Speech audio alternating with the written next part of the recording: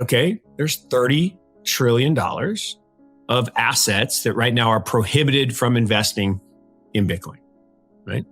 The firms have said, the RIA firms said, nope, can't own it.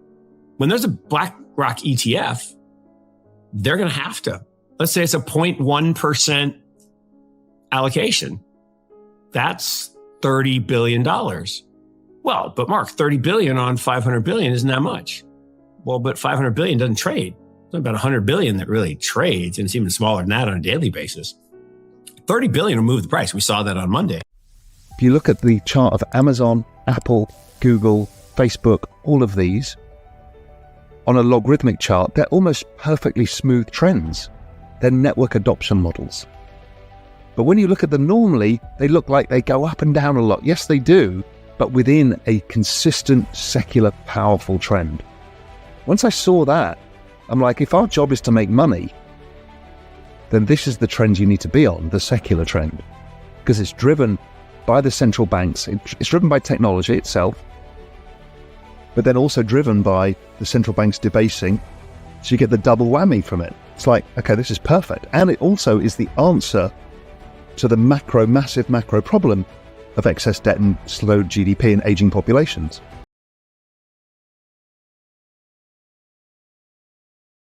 BlackRock is going to be approved. They are going to be approved first. I still believe they're going to be approved only BlackRock.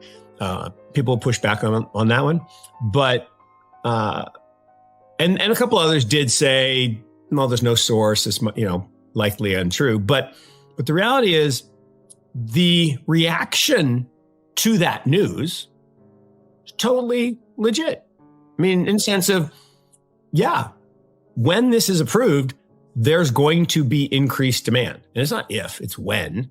So when this is approved, there's going to be increased demand, a lot of increased demand, and prices are going to rise. And yet here we are on Friday, recording this on Friday, and prices back up a little higher than where it was. So people have been saying, you know what, it's coming. And I think that's really interesting. Yeah. This is a perennial question within crypto. Is this priced in or is it not priced in? In the 20s, in the 1920s, in the roaring 20s, stuff was not priced into equities.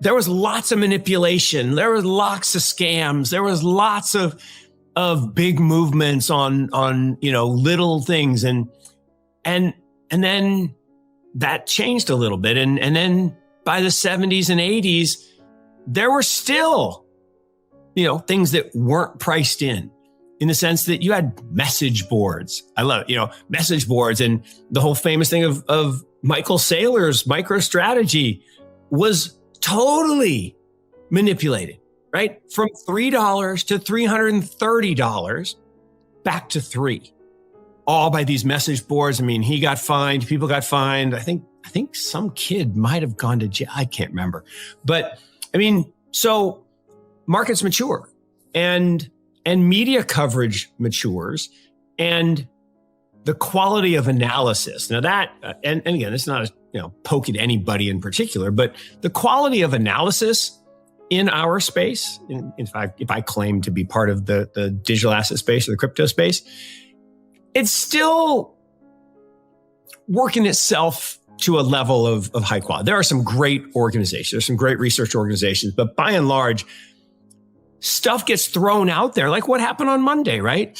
So you were telling me before we got going that I thought the whole thing about the intern was a joke, right? I thought they were saying, oh, it was an intern.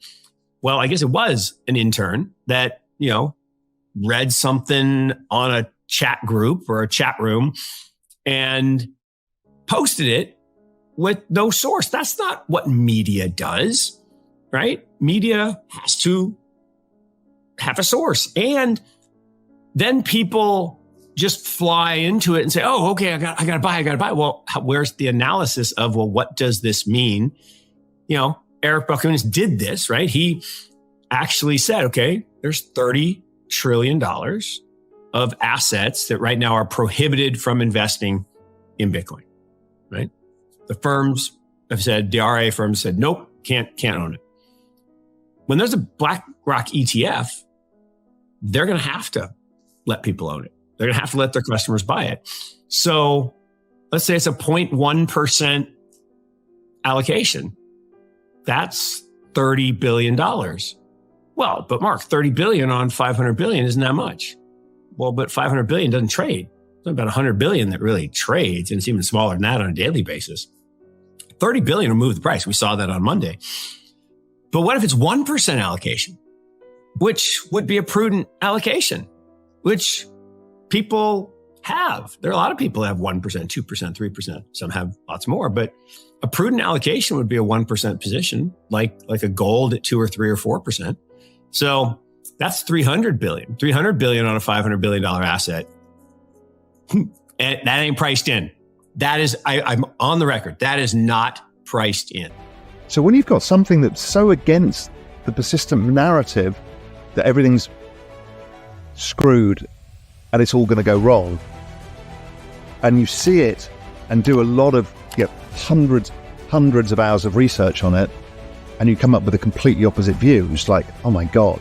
And then I started surfacing that view for Global Macro Investor and then within Real Vision and elsewhere, and it was like a light bulb moment for people. They're like, oh my God, suddenly now understand why things are happening as they are, why technology stocks keep outperforming, why crypto keeps going up.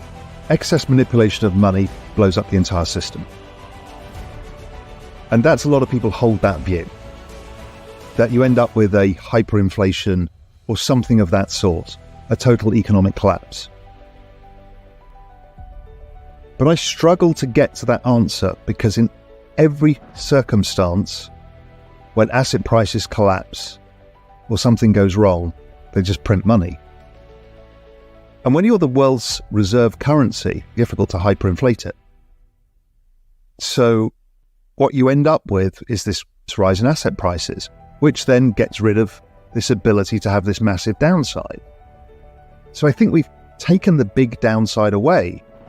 Well, we've traded it off for something else, which is everybody's incomes basically get poorer in purchasing power over time versus assets.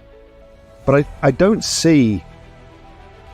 Okay, the other downside people would say is that the excess use of monetary policy creates sticky inflation,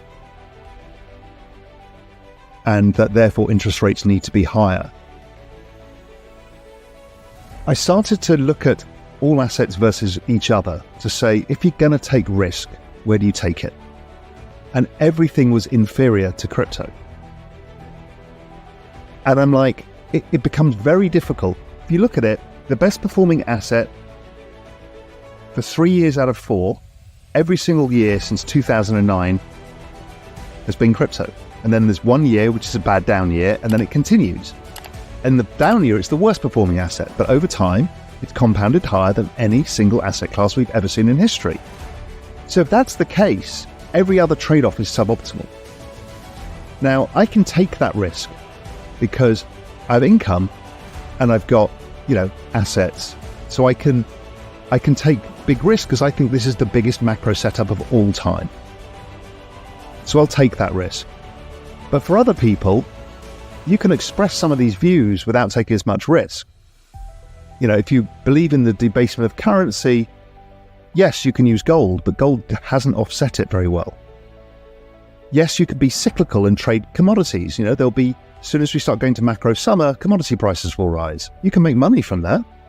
You can make money from, buying banks at the bottom of the cycle. You can make money lots of ways. It depends what your objective is. People have just realized it is the megatrend. Now, again, it's not for everybody. You have to deal with some huge ups and downs. But, there are ways of playing it in the equity market, stuff like Coinbase, stuff like that. Or otherwise, I just think you're going to be underperforming the debasement of currency. So the standard, I'm going to stick my money in the S&P 500 ETF, you're just not going to get anywhere. That house price is still going to go up, and you're just not going to make it any excess returns. And that, it's a really serious situation. People don't want to understand it. They don't like this narrative. They don't like to be told that, most assets aren't worth investing anymore. But it's true. and just look at the price action. And even if you take crypto out because you're not a crypto person, just divide any asset by the NASDAQ. Just crush them all. And then people say, well, it's going to mean revert. I'm like, what is going to stop this technological revolution accelerating? If you can find me a reason that this stops, as opposed to the business cycle, rates go up, blah, blah, blah, it comes down. I can't find reasons.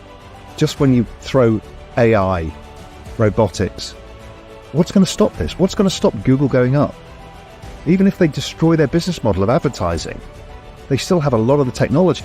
It's very hard to keep down technological advance, particularly when it's in monopolistic powers like these large tech firms. Last year, the number of active wallets in crypto grew 42% in a year when the market went down 80%. That's like, oh my God. We're now at 516 million users. By the end of 2030, we'll be well over 1 billion users, maybe 2 billion users. So it is a very prevalent technology, and it's happening this cycle everywhere, kind of everything everywhere all at once.